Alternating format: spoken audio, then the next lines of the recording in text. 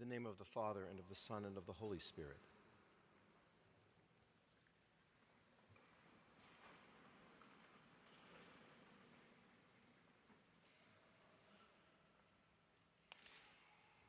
I've lived in New York for a long time, and you'd think that by now I'd be used to seeing images on television of places where I go all the time, but it still kind of shocks me, when you turn on the TV and there's a place that I know. There's the place that I live, right there on national television.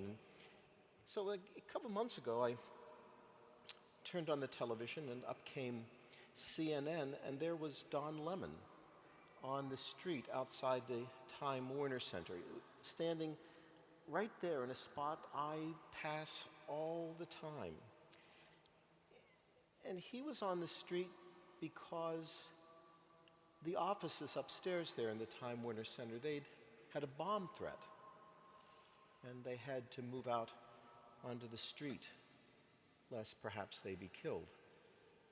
It was at the end, that happened at the end of that week, that I know you all remember, where that crazy man in the white van covered with all those right-wing stickers was sending pipe bombs to people all over the country. Remember, it took a whole week. That's all we heard in the news. And then there was that morning with Don Lemon, and that was a Friday evening. Saturday morning, I turned on CNN again.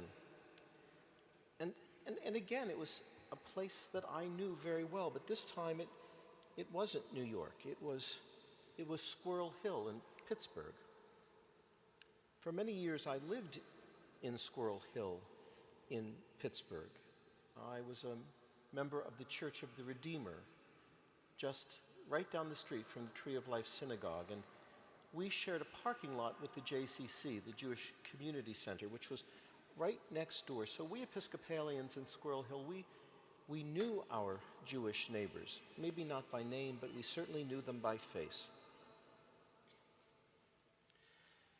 So what I was seeing on television that Saturday were images of terrorized Jewish people I probably passed hundreds of times on the streets of Pittsburgh. And on the day before, those were images of a building where I shop at Whole Foods and where I work out at the Equinox in the basement, and a place, just an ordinary place in my ordinary life. Never, when I lived in Pittsburgh, did I imagine that there was so much hate for those Jews. It never occurred to me. And never, as I came up out of the one train onto Columbus Circle, did I ever imagine that there was so much hate in the air.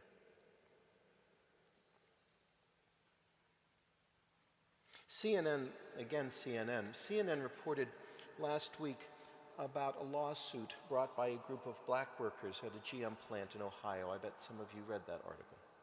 They found nooses hanging in the plant. Not one noose, but many nooses. And their co-workers were wearing T-shirts with swastikas on them, and people were referring to them using that awful N-word that makes your hair stand on end.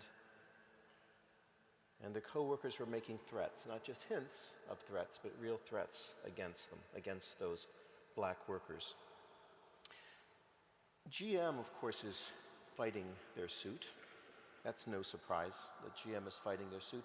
But the United Auto Workers is siding with GM.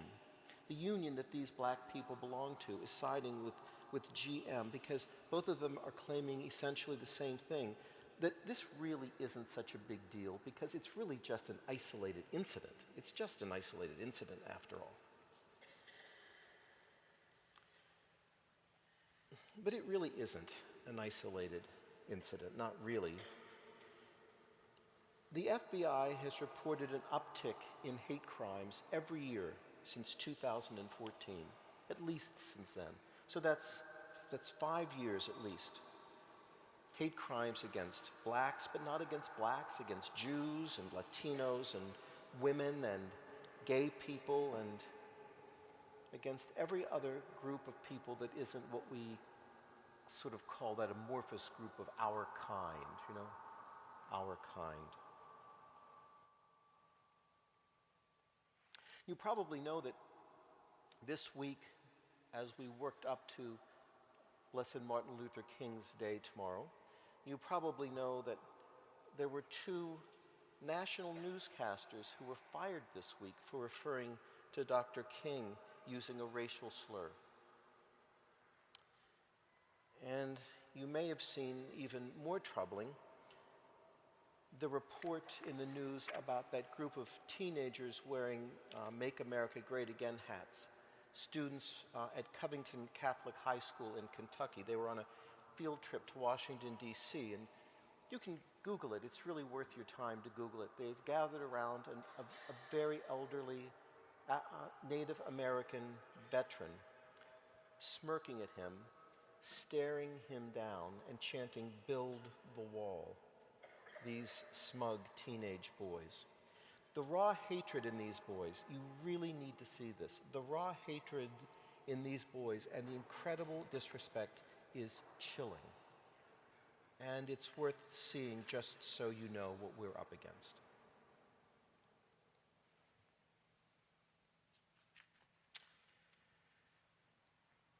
Now, people will tell you that this is all Donald Trump's fault. That's what they'll tell you. But the trend began in 2014, and at least that's when we've been counting it, since 2014, probably long before that really, and 2014 was well before Donald Trump was the president. If you know me, those of you, we have many visitors as always, but some of you do know me, and you certainly know that I am no fan of Donald Trump. But there is a lot more happening in our country than Donald Trump can account for. In fact, it's probably the other way round. There is something in our country that accounts for Donald Trump. That's really the way it is. And this something that's in our country, it's in Columbus Circle, and it's in Squirrel Hill, and it's in Washington, D.C., and it's in all of those places in our lives that are so ordinary, just so ordinary, that somehow we manage not to see the hate in the air. A few years ago, maybe even just 2 years ago, I would have told you that we Americans had come so far that Dr. King, if he could somehow come back to life and see it, he would have rejoiced at how his famous dream, he would have rejoiced at how his dream had come true, or at least that his dream was on the way to becoming true, that we were getting close. But now I wonder if we haven't just become better at hiding the truth. Maybe we're just good now at pretending that what's there really isn't there at all. I mean, this certainly is true. The laws are better now. The laws certainly are better now. There is no question about that. But are our hearts any better now? Are our hearts any better now? I always thought that changing the laws would change hearts. That by being forced to behave differently, people would become different. We would become different. You know what they say in the 12 steps, fake it till you make it, right? If you do it long enough, it'll become natural to you. And I'm sure that's at least a little bit true, at least for some people, that changing the laws has really changed them. But I'm also beginning to wonder if maybe all of the laws we've made, those wonderful laws that we can trace back really to Blessed Martin Luther King, that maybe those laws are not like a lid on top of a pressure cooker that's always ready to explode. Just always there ready to explode.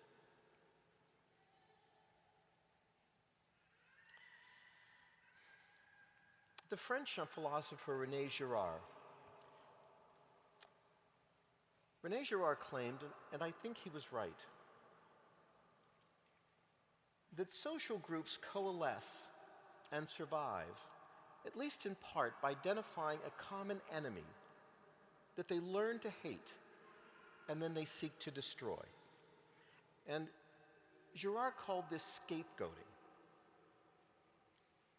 He said that people are able to band together and not get angry at one another if they have somebody out there that they all get angry at together. And if they seek to destroy that other person, that other thing, then somehow they can all stay together and not sort of turn on one another. And you know the old saying, the enemy of my enemy is my friend, right? And René Girard said that's one of the motivating principles of all social groups. Scapegoating. Dr. King himself was a scapegoat. He was a symbol onto which the people of his day projected all of their hate. And Jesus was a scapegoat. All of the people of his day projected all of their antagonisms onto him. And if we're honest, this hatred that people had for Dr. King, contrary to what I wanted to believe, it seems that people like him and people who seek to do his mission, they're scapegoats too. We still project so much of our hate onto them. And there are a lot of people who band together based upon that common hatred for somebody who's different than them.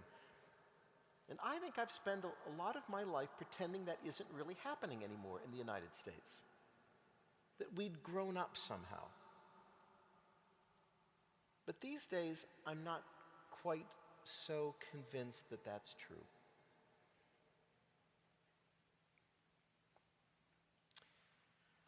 Dr. King,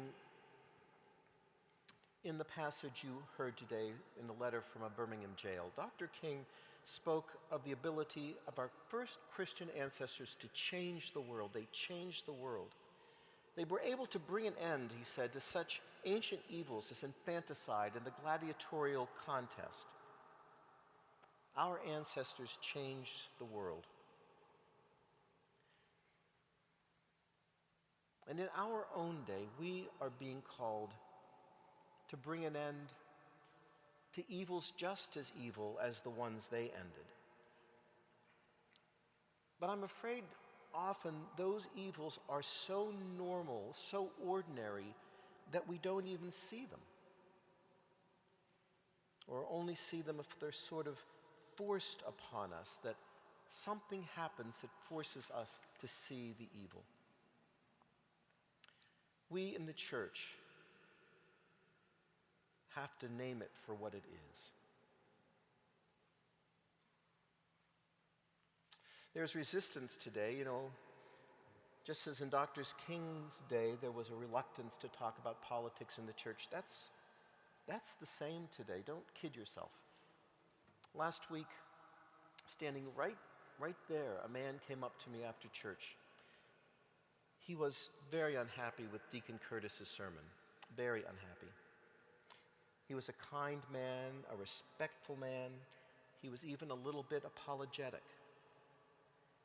But he needed to tell me how disturbed he was that he came here to church and heard a sermon that included politics. Politics, he said, should not be discussed in church. You know, the French have a saying, plus ça change, plus c'est la même chose. The more things change, the more they're just the same old thing. And I think it's true. Maybe not so much has changed since Dr. King's day after all.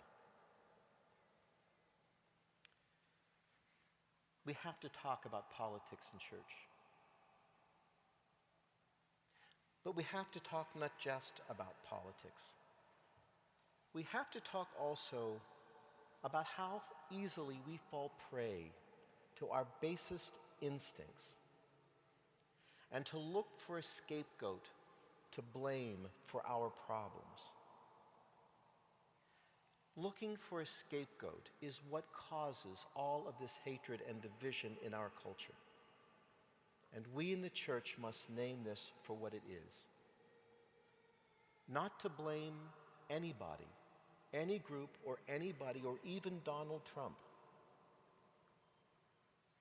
Even as we talk about politics, we must talk too about something deeper, about whatever it is in us as human beings that causes us to always be looking for someone to blame, some group to blame. The blacks or the Jews or Latinos, those awful people at our southern border. What in us makes us look for a scapegoat like Dr. King or like Jesus himself?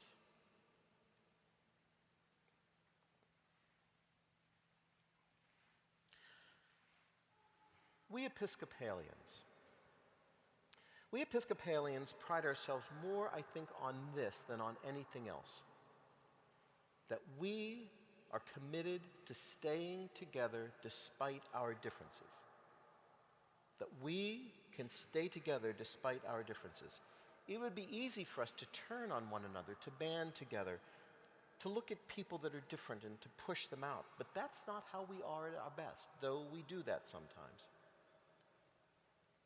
At our best, we Episcopalians choose to love one another despite our differences, and maybe even because of our differences, when it would be a lot easier just to attack one another and to blame and to find an enemy and to drive the enemy out, to find a scapegoat. That's what the world does. It blames the blacks, or it blames the Jews, or it blames the Muslims, or it blames the women, or the gay people, or the Latino. It doesn't matter. The world finds someone to target, bands together against them on the basis of a common hate, and drives them out. But we Episcopalians, we choose not to drive people out, but to band together on the basis of a common love.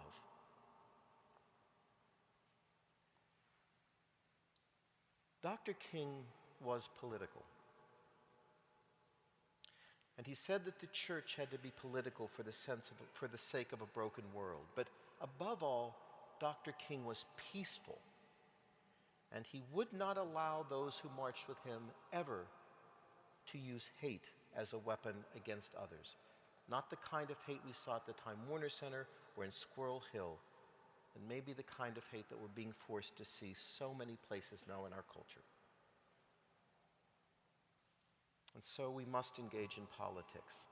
But just as much, just as Dr. King told us and just as he learned from Jesus, above all, we must love and make a commitment to change the world by refusing in our lives to play out the ugly game of looking for an enemy to hate. And we must stick to that, even if it leads to a cross on Calvary or a balcony in Memphis.